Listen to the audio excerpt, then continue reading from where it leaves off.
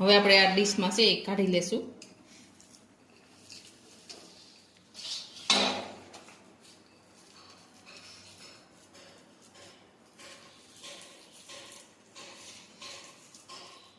હવે થોડું ટોપરું નાખીશું.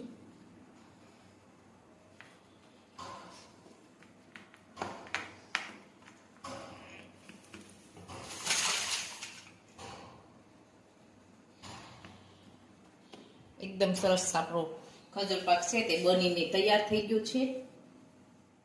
આપણે નાના નાના સોસલા પાડી લેશું આ રીતે. એકદમ સરસ બની ગયો છે.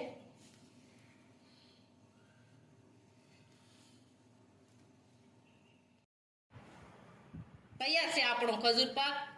અને અમારે આ જે કે કુકીઝ એન્ડ એન્ડર્સ છે, અને લાઈક કરો, શેર કરો અને સબસ્ક્રાઈબ કરો.